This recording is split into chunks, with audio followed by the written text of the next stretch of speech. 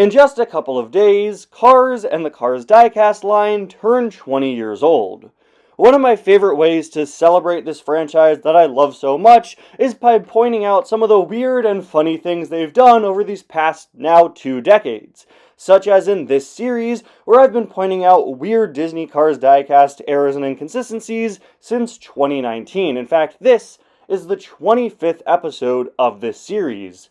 So, to celebrate both 25 episodes of this show, and far more importantly, 20 years of Cars and Cars merchandise, I am doing a very special episode here where we will be going back and taking a look at one error from each year of the Cars Diecast line. Today is part 1 of this 2-part special event where I will be breaking down errors from the first 10 years of Cars Diecasts, one from each year from 2006 to 2015. Hello everybody, and welcome back to Weird Disney Cars Diecast Errors and Inconsistencies, to this very special anniversary episode. Let's get started by turning the clock all the way back to 2006. 2006. One of the most prominent errors from the early Cars Diecast line that I've never discussed in this series has to do with Mater's back wheels. In the Cars series, Mater's back wheels are different colors from his front wheels, with the back left one being blue and the back right one being yellow. But when Mater's diecast originally came out in 2006, both of his back wheels were just the same color of brown as his front ones. It would take until 2010 for new Mater diecasts to start getting the correct back wheel colors, with new releases this year like One Eye Mater and Mater with Oil Can finally getting those differently colored wheels. Unfortunately, Mater's regular 2010 release didn't have this, and after the Cars 2 only years of 2011 and 2012, the regular Mater diecast would be reintroduced, updated in several ways, including finally receiving the corrected wheel colors, which we've continued to have ever since. 2007. Nowadays, we're used to all cars in 2-packs facing each other in the packaging, but back in the early days of the Cars Diecast line, this was far less consistent. Most characters were facing the same direction as each other, and even what direction that was inconsistent from item to item. While meanwhile, other items would be facing each other. And then there's Mike and Sully, who are, to my knowledge, the only cars in the history of the Diecast line who are facing you. Something about this is so disorienting, to have 2 cars looking directly at the consumer in the packaging. This stuck around for their re-release the following year. The next time these 2 came out was 2017. By this point, the Cars Diecast line had long established that cars would face each other in 2-packs. Sully clearly didn't get the memo. In fact, both Sully's 2017 2-pack release and his 2020 single release had him continuing to face the front. This is especially jarring in the 2017 2-pack, where he's packed alongside Yeti, who is facing the correct way. It seems that Sully is simply too wide of a single to fit in packaging the traditional way, and we all have to suffer for it. If you want Sully, you're gonna have to take him staring directly into your soul. Ugh, put that thing back where it came from, or so help me. 2008. Pitties and crew chiefs have always had a pretty inconsistent naming history. Just look at Chief Nostal, one of the diecast line's first ever crew chiefs. He was first released in 2008 as both a single and in a 3-pack, using his real name Roman Dunes. But when he came back the next year, he had been renamed to Chief Nostal, even in the re-release of that exact 3-pack. The Chief Nostal name stuck around for his 2010 lenticular release, which is, to this day, the final time we've seen him in the toy line. Poor guy's real name was scrubbed away, replaced with his job title. Is that all he is? Just Chief Nostal? The world needs to know that there's still a Roman Dunes out there! And make sure to see Roman Dune Part 3 in theaters this December. 2009. There were 4 items released as part of this year's mainline that never came out as regular singles, and were instead only released on the far more obscure short card. The 2009 releases of Sally with Cone, Hydraulic Ramon, Chief Nostal, oh look, he's already back, and even DJ all only came out in this format. Despite this, they are still recognized as part of the 2009 mainline, and all 4 of them were on that year's checklist poster. I don't know why these items never got regular singles. It's especially weird now because short cards are seen as such a footnote in the history of the Cars Diecast line. To have characters as significant as DJ only released this way is weird. And it's especially weird because the other 3 tuners did have regular singles. 2010. I want to take a moment to focus on one of my favorite releases from 2010 outside of the regular mainline and the Cars Tune lineup, these Disney Parks exclusive cars. For the first time ever in 2010, we received cars made exclusively for the Disney Parks, and unlike later Disney Parks releases, these were actually made by Mattel. We received 3 McQueen with a Mickey hat, Mater with a Goofy hat, there I said it right this time, and of course, Pirate Mater. This is an item that is very cool and in my opinion incredibly underrated, but something about its packaging has always been strange to me. Cool, but strange.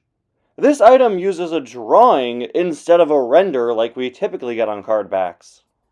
It's inconsistent with the other Disney Parks exclusive release from the same time, and it makes the card back an oddity in the Cars Diecast line in general. The only other time that we've received items with drawings for the card back image was the Storyteller's line, where that was the point. It was their way of showing you that this was an item based on a book, and it was their way of differentiating it from other items out. Now, just because something is inconsistent doesn't mean it's bad. This series is called Errors and Inconsistencies for a reason. They're 2 different things that are very close together, but not every inconsistency is an error. Usually, we cover things that are inconsistent and are mistakes because of it, but this clearly was a deliberate design choice made for the packaging of this item. You don't just accidentally draw Pirate Mater. Shoot, I did it again! This was clearly a choice made to fit the whole pirate vibe they were going for. It definitely feels in line with a lot of other pirate or Pirates of the Caribbean associated merchandise and iconography that Disney's done over the years, like the original poster.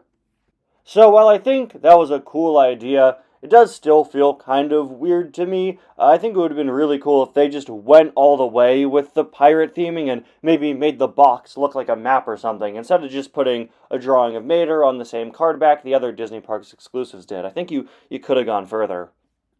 2011. With the release of Cars 2 this year, we received new race team variants of the Radiator Springs cars that make up McQueen's World Grand Prix pit crew. We got Race Team Mater, Race Team Sarge, Race Team Fillmore, Guido and Luigi. Yeah, despite being brand new race team variants just like the rest, Luigi and Guido were just labeled Luigi and Guido, or rather Guido and Luigi? Why did they swap their names around? That doesn't matter, we'll cover that in a future episode. For now, just want to point out that they weren't labeled as Race Team Luigi and Guido this year. This would finally be corrected in their 2013 release, and these 2 have been known as Race Team Luigi and Guido ever since. 2012. This year saw the return of the Movie Moments 2-packs, the concept of having cars that appeared on screen together in 2-packs together with the card back, featuring a screenshot of their scene in the movie. And well, they certainly made an attempt at that, didn't they? Yeah, the 2012 Movie Moments lineup has so many errors and inconsistencies, and it's absolutely crazy. This is a well I've returned to many times over the years, but today I want to focus on one of the more obscure 2012 2-packs. This is Miles Axelrod and the Tokyo Party staff. It includes Miles Axelrod and the Tokyo Pity that cleans up Mater's spilled pee oil. Sorry. Also included in this 2-pack is a generic blank Tokyo Party staff pity like we see all over the party in the movie. I was originally going to make this entire segment about how stupid it was that they cropped him out of the picture on the card back. I mean, the pack comes with all 3 of them. He was obviously in that scene with the other 2 in the movie. Why would you crop him out? And then I went to check the movie and, no, that isn't the case. It is just Miles and the Pity with the floor scrubber. So they added an additional Pity to this pack who wasn't there in the movie. That's certainly weird, and it does make it inaccurate to the screenshot on the card back, but I can't complain.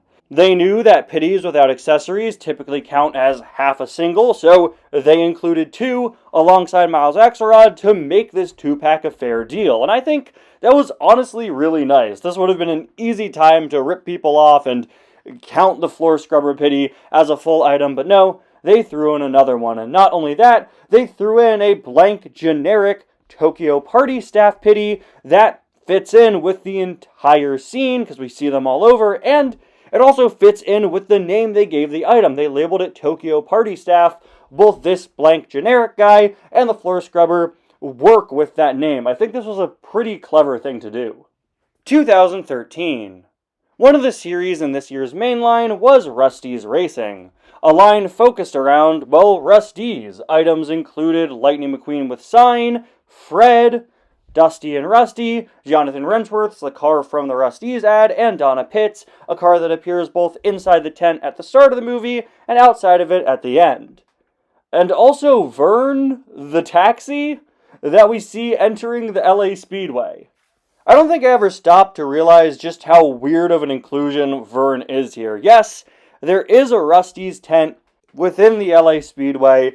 We see Donna Pitts outside of it at the end of the movie. Another car right here in this line. The card back for this series is that LA Speedway Rusty's tent. But why is Vern here other than the fact that he was at the Speedway that the tent was at? He really has nothing to do with this and would have made far more sense in this year's Piston Cup series alongside Elvis RV. 2014. This year's release of Wingo with Flames is facing the opposite direction of the rest of the cars in the Tuners line. This is weird on its own. Why would just he be facing the other way? But it's especially weird when you realize that this item was also out in 2013, and that year, Wingo had been facing the same direction as everyone else. I wonder if this was done to make Wingo's flame a bit more visible. Due to his shape, he had to be angled upwards a bit in the packaging, which meant that the flame would be, facing the bottom, and in 2013 it was sort of covered by the name tag, so maybe this year they flipped him around so you could see it better. And Wingo's flame only comes out of one side of him, so why not alter how he fits in the packaging so you could see it a bit better? That theory definitely makes sense to me, but who knows? Hey, I'm not losing sleep over which way Wingo with Flames is facing. I'm losing sleep over which way Sully is facing. 2015. To wrap up this episode, I want to return to the world of inconsistent pit crew member naming. This year, 4 pitties released as part of the Piston Cup series, and all 4 of them were named in different ways. Despite this year being the year that finally gave Piston Cup racers their real names, pitties were still lost and confused, and still are to this day. The 4 pitties we got this year included Easy Idle Pitty, Petrol Pulaski, My Name Is Not Chuck with Cart, and Paunchy Wipeout's Pitty. So, 1 pitty, named after its sponsor, Easy Idle Pitty, 1 pitty, labeled as a racer's real names pitty, Paunchy Wipeout's Pitty, and 2 pitties using their real name, Petrol Pulaski and My Name Is Not Chuck, which I guess is the exact opposite of his real name, but that's as much of a real name as we have for that character. But he's labeled as My Name Is Not Chuck with Cart, because he's a separate variant from the previous release, despite the fact that that variant also included a cart, but hey, that's another one for a future episode. I just wanted to show you guys how absolutely insane pitty names are. It's always so inconsistent. Still, to this day, it's a nightmare for those little guys, and it'll probably never be fixed. Anyway, guys, thank you all so much for watching this episode of Weird Disney Cars Diecast Errors and Inconsistencies. Not only a Cars 20th Anniversary special, but also an Errors and Inconsistencies 25th episode special. That's all for this month, but next time we'll be covering the second half of the Cars Diecast line, so stay tuned. Same bat time, same bat channel, and hang on to your rice.